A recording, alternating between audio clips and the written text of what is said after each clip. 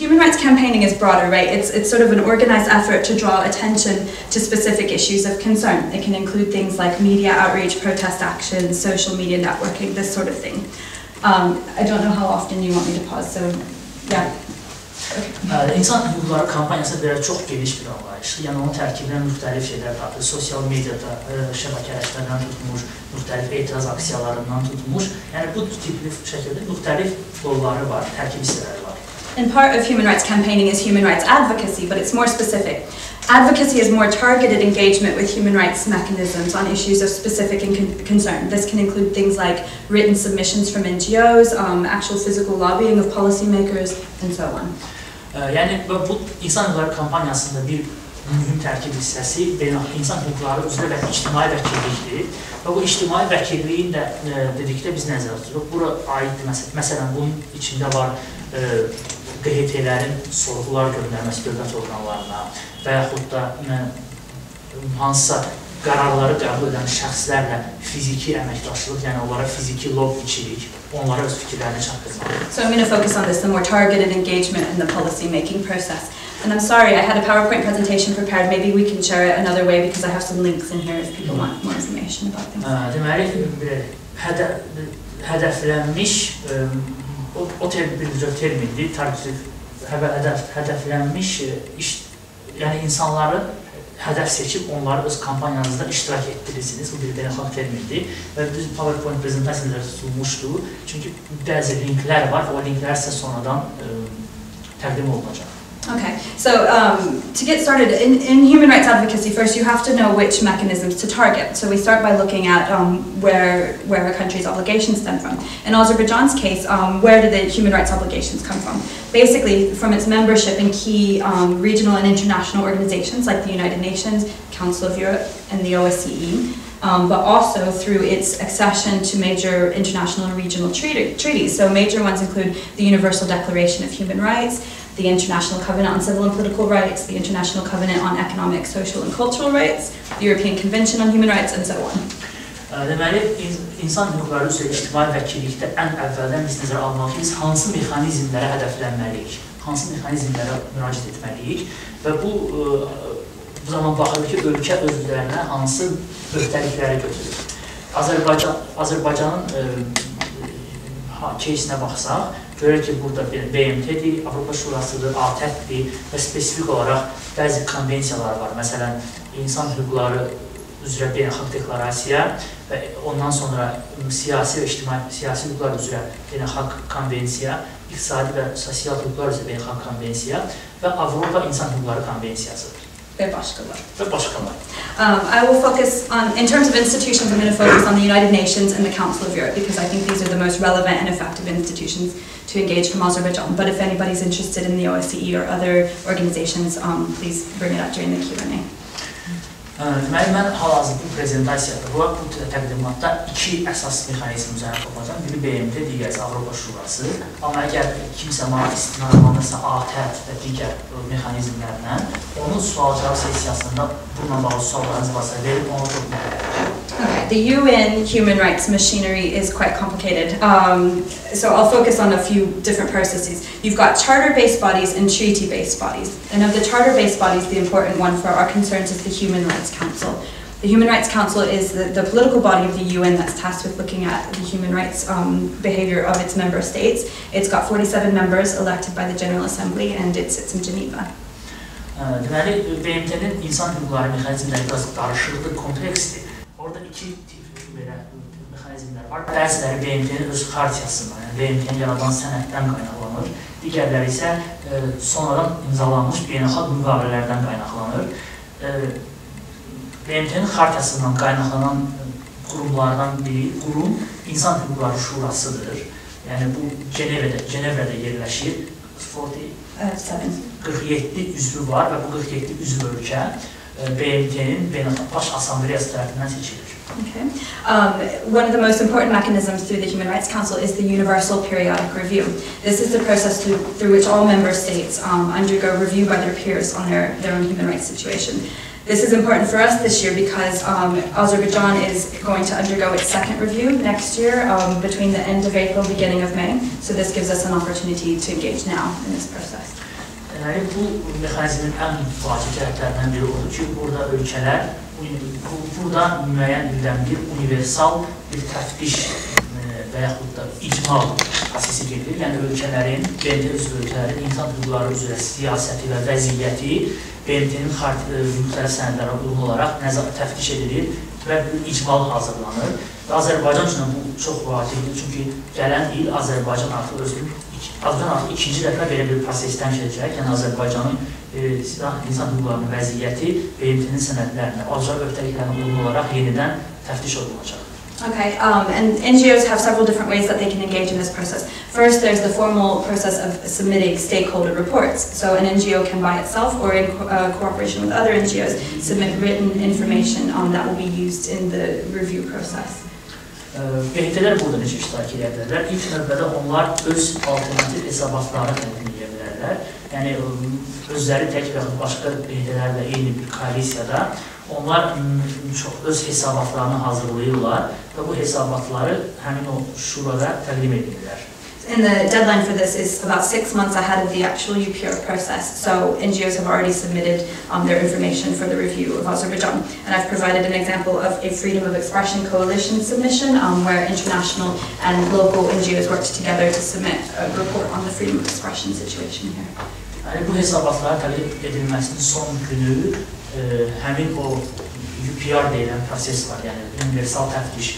Universal təftiş prosesinin başlamasından 6 ay qabağa olur son günü və artıq Azərbaycanla bağlı bu hesabatların təqdim etmə müddəti bitir, hesabatlar təqdim olunub və bir nümunə kimi İfadə Azadlığı Koalisiyasının haradakı həm Azərbaycanın həm də beynəlxalq BMT-lər toplaşıb, onların Azərbaycanın ifadə azadlığı ilə bağlı hesabatı artıq təqdim olunub. And after that initial submission, there's a couple of other ways NGOs can be involved, both formal and informal. Formally speaking, NGOs can participate in meetings of the UPR working group, but not in the actual review itself. They can observe that, but they cannot speak. And so they can participate in these meetings, but to influence the actual session where the country is reviewed, you have to lobby. So, for example, we're working with some of the local groups now on plans to travel to Geneva in March ahead of the UPR, and lobby delegations, basically pressing them to ask tough questions on Azerbaijan's human rights record when it's actually reviewed in April or May.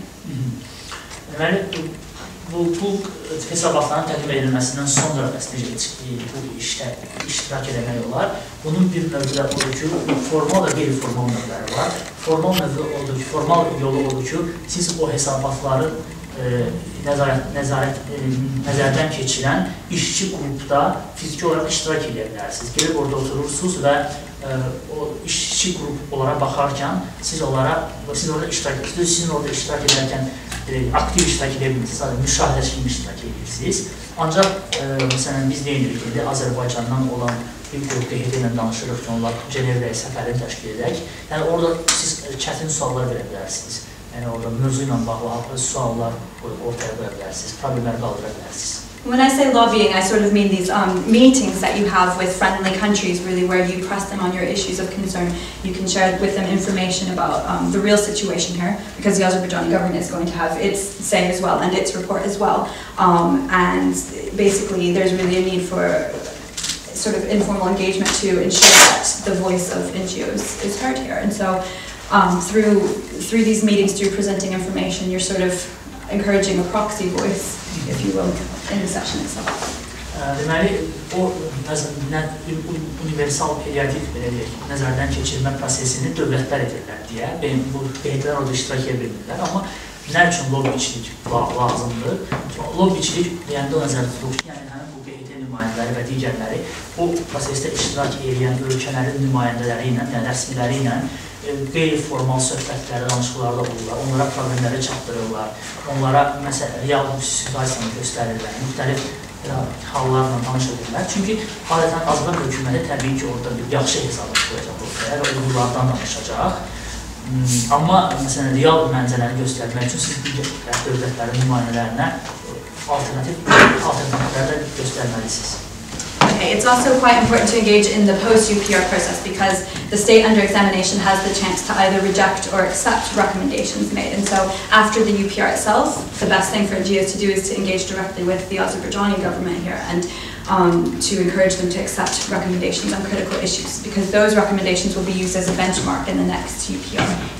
Deməli, bu UPR prosesindən sonra ən vacib məqam da belə UPR prosesindən sonraki baş verən hadisələr içərisində o özü də çox vacib vaxtdır. Çünki Azərbaycan hökumətinə təqdim olunan tövsiyələr və onun siyasətin, Azərbaycandakı vəziyyətin icmalığından sonra hökumət ya o tövsiyələri qəbul etməlidir və ona uyğun olaraq dəyişikliklər aparmalıdır və yaxud bunu sadəcə rədd etməlidir ki, mən bu qiymətləndirməyə razı deyiləm.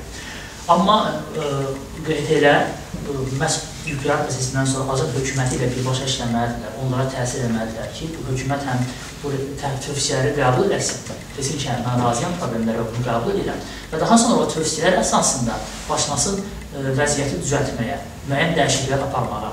Çünki gələn dəfə bir Azərbaycanında vəziyyət təftiş ediləndə, nəzərdən keçiriləndə artıq bir öncəki UPR və ondan sonra hökumətin etdiyi addımlar, bunlar hamısı nəzərə alınacaq. Okay. Besides the UPR, under the Human Rights Council, we have special procedures, and this is thematic and country mandate. So these are the special rapporteurs. You'll see them on a wide range of human rights. We don't lobby them as NGOs per se, but you sort of develop good relations with them and just share information so that they have current and accurate information about the situation in a country. And they can conduct visits and issue reports and sort of serve as an expert on these issues. Deməli, belə deyə bilərik ki, bu UPR prosesindən əlavə bir də BMT-nin mandatlar əsasında nümayəndələri var. Yəni, xüsusi nümayəndələr, məsələn, hansısa bir məsələ üzrə xüsusi olaraq kiminsə bu barədə səlahiyyətləri var. Onlarla biz yəni lobbiçilik fəaliyyəti o da UPR kimi deyil, ancaq həmin şəxslərlə, onların ofisləri ilə münasibətlər olmalıdır ki, siz onlara informasiya verə bilərsiniz, onlarla məlumatları bölüşəsiniz, təcrübə paylaşırsınız və s.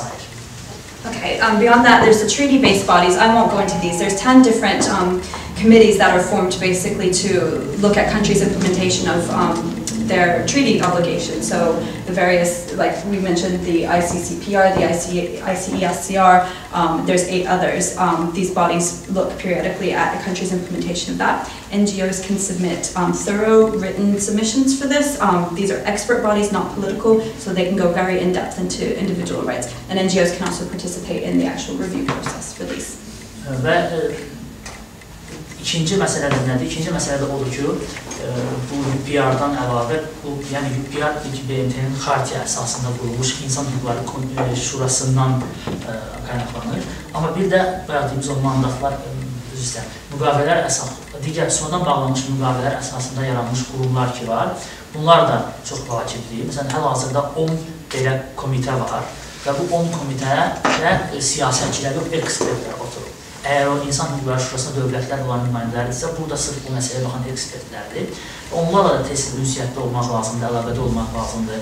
Onlara müxtəlif yazılı hesabatlar və yaxud yazılı məlumatlar vermək lazımdır. Çünki oradakı insanlar məsələni daha dərindən araşdırıb, daha dərinə getməklə vəziyyət barədə təhlillər ortaya qoya bilərlər. Okay, the Council of Europe. This is my favorite one to talk about because I think that the Council of Europe has more of a hook over Azerbaijan than any other international or regional body, and that's the European Court of Human Rights. Deməli, Avropa Şurası bu mənim ən çox xoşladığım mövzudur, sahədir. Nəyə görə? Çünki Avropa Şurası Azərbaycanın digər təşkilatlarla müqayisədə daha çox qarmağa keçirilib, yəni caynağına keçirilib. Yəni Azərbaycanın burada öhdəlikləri var və ən böyük mexanizm də burada Avropa İnsan Hüquqları Məhkəməsidir. So every Council of Europe member state must accede to the European Convention on Human Rights, which gives the European Court jurisdiction over national courts. That means that citizens in Council of Europe member states can appeal to the European Court if they feel they haven't gotten justice at the national level once the domestic appeals process has been exhausted. Deməli, bu Avropa Şurasına üzvü olan bütün dövlətlər Avropa İnsan Hüquqları Konvensiyasına qəbul etməlidirlər bu konvensiyanı, yəni bu bir şərtdir. Və bu konvensiya belə bir imkan verir ki, şura üzvü olan ölkələrin vətəndaşları, əgər onlar hesab edirlərsə ki, ölkə daxilində bütün hüquqi instansiyaları keçiblər, hamısının artıq yəni hamısını bitiriblər və onlar hələ də ədalətə nail ola bilməyiblər. Onlar həmin ədaləti Avropa İnsan Hüquqları Məhkəməsində ala bilərlər. Çünki həmin konvensiyaya görə Avropa İnsan Hüquqları Məhkəməsi bütün yerli hüquqi instansiyalar üzərindən bir pillə yuxarıda dayanır. Yəni onların jurisdiksiyası bütün yerli hüquq sistemlərinin jurisdiksiyasından üstündür. This can be a really slow process. I understand right now that the current backlog on Azerbaijan, cases from Azerbaijan, is about 5 years. But it's really important in a country like Azerbaijan where there is not an independent judiciary because it represents really the only chance of justice. Məsələn, bu proses çox ləng gedir və mən bunu başa düşürəm. Məsələn, Azərbaycan üçün bu orta sürət, yəni işin Avropa Məhkəməsinə gedəndən sonra onun baxılması sürəti, yəni müraciətdən sonra ona baxılması təxminən 5 il çəkir. Yəni siz 5 il gözləməlisiniz. Ancaq bu Azərbaycan üçün çox vacibdir, Azərbaycan ölkələrə. Çünki burada məhkəmə sistemi müstəqil deyil və belə olan halda vətəndaşın ədalətə nail olması üçün Avropa Məhkəməsinə getməsi vacibdir. Və bu da 5 il çəksə də, yəni bu ən effektiv yoldur. NGOs can submit amicus curiae briefs to the court, which means friend of the court. It's basically an expert legal opinion on certain cases. But beyond that, NGOs can't influence the court, especially not in a political way. Deməli, amma burada bir məsələ var ki, QHT-lər, yəni insan hüquqları əsasında çalışan qruplar, onlar məhkəməyə müdaxilə edə bilməzlər. Çünki bu məhkəmədir, adına göründüyü kimi. Ancaq onlar məhkəmənin dostları adlanan bir mexanizm var. O mexanizm vasitəsilə həmin məhkəməyə öz ekspert rəylərini və yaxud öz nəzər nöqtəsini çatdıra bilərlər. But NGOs can influence the Committee of Ministers, which oversees implementation of European Court decisions. So the Committee of Ministers is the decision-making body of the Council of Europe. It's comprised of the ministers of each state, but really the day-to-day work is carried out by a country's permanent representations to Strasbourg.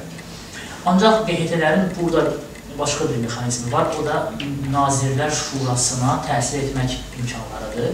Nazirlər Şurası Avropa Şurasının icra edici orqanıdır və o Avropa İnsan Hüquqları Məhkəməsinin qərarlarının yerinə yetirilməsinə nəzarət edir.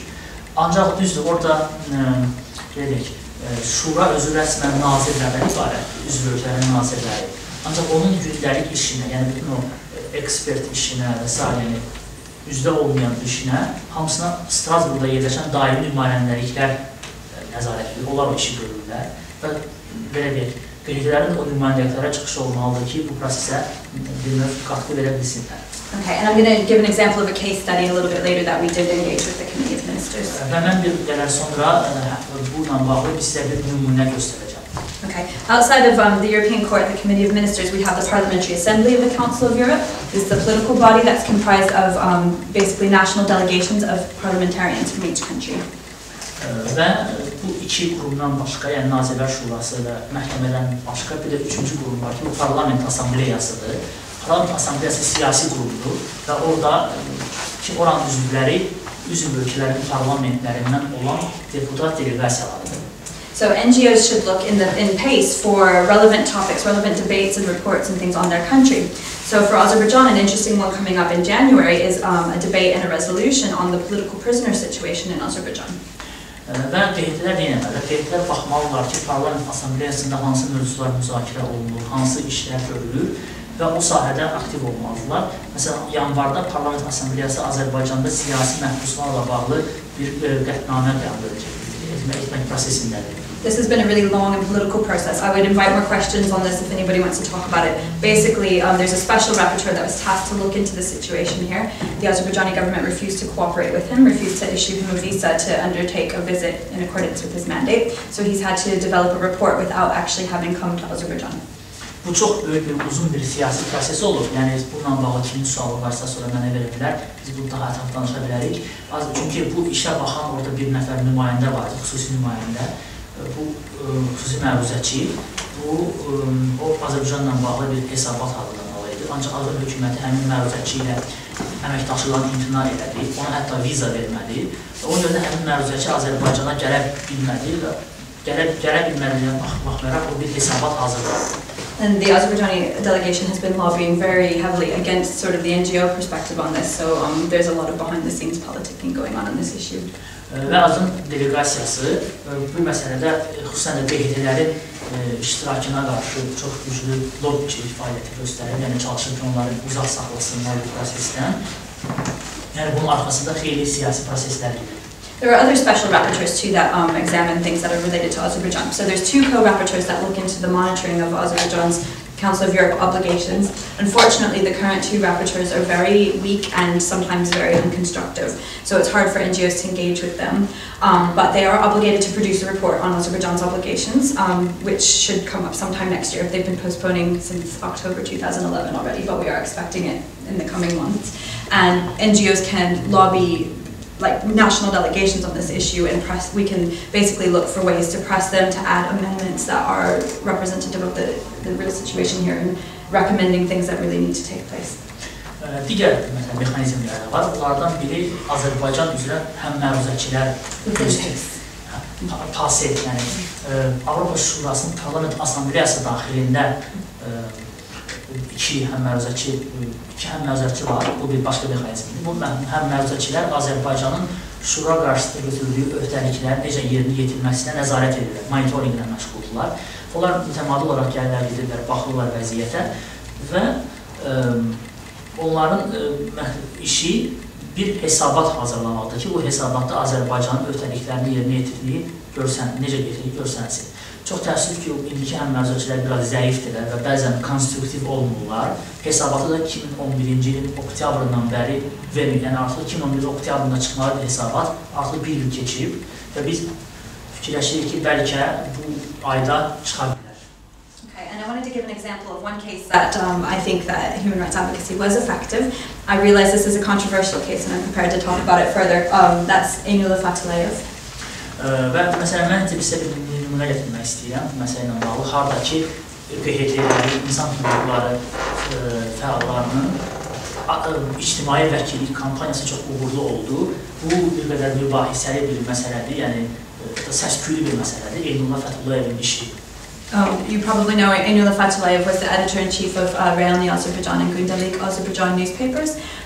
He had a series of convictions starting in April 2007, defamation charges, later in October 2007, supporting terrorism, inciting hatred, tax evasion. These charges were all in connection with articles he had written. For those altogether, he was sentenced to 8.5 years in prison. Siz Eynullah Fatullayevi tanıyırsınız, o Realny Azərbaycan və Gündelik Azerbaijan qəzetlər təsisçisi idi və 2007-ci ildən başlayaraq onun yazılara görə bir neçə defamasiya işləri və s. cinayət işləri var idi. Yəni, məsələn, orada birində defamasiya, digərində terrorçuluğa dəstək və s. Və belə üst-üstə yığılmaqla 8 ilə yaxın, 8 yarım il onun həbs cəzası var idi. And then later, while he was actually serving the sentence, prison officials claimed to have found some heroin in his clothing in a high-security jail cell. Və o həbsdə olarkən onun üzərində, belə deyək də, həbsxana rəsmilər deyilər ki, onun üzərində narkotik tapılıb. Çox güclü təhlükəsizlik sistemi olan həbsxanada onun üzərində narkotik aşkarlanması barədə xəbər verdilər. So they charged him with drug possession, and then the European Court ruled on his previous convictions, found that his rights had been violated, and in a very unusual step for the court, ordered his immediate release. Və ona yeni bir iş açdılar, narkotika ilə bağlı və o yenidən həbs cəzası aldı əlavə. Lakin bu zaman Avropa Məhkəməsi Eynullah ilə bağlı qərar qaldırdı, hesab etdi ki, onun işi ədalətli olmayıb və çox nadir hallarda, yəni məhkəmə üçün demək olar ki, görülməyən bir president olaraq onlar Eynullah Fatulayevin dərhal azad olunmasını tələb etdilər. Instead of releasing him, they moved forward with the charges, convicted him of drug possession and sentenced him to an additional 2.5 years in prison. Və onlar onu, amma Azərbaycan baş verdi. Onlar Azərbaycanda hökumət, yəni bu proses belə getdi ki, Eynullah Fatulayevin narkotiklə bağlı işi davam elədi və o əlavə 2 il bir müddət müddətlərsə həbs cəzası aldı. So, because we had this unusual step of somebody being still in prison when there was a European Court decision in their favor, and basically the court taking the strong position of ordering his release, that gave NGOs a big opening to engage with the Council of Europe on this case. Məsələn, buradakı prosesdə nə var idi? Kimsə həbsxanadadır və Avropa Məhkəməsi onun dərhal azadlığa buraxılmasını tələb edir və bu BHT-lər üçün bir şərait yaradır ki, BHT-lər bu məsələdə gündəmə gəlsinlər və bu məsələnin lobbiçiliyinə məşğul olsunlar. Eynullah was eventually released early by presidential pardon, but not until he had served more than 4 years in prison.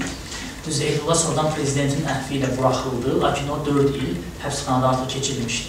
I think if we look at what maybe worked in Eynulah's case, it was a combination of the dual sort of advocacy and campaigning approach. Mən Eynullahın işində bizim biz nə görürük? Eynullah qadınların işində həm ictimai vəkillik, həm də ictimai kampaniya, bunların hər ikisinin bərabər istifadəsi bir yerdə olduğuna görə işlədi.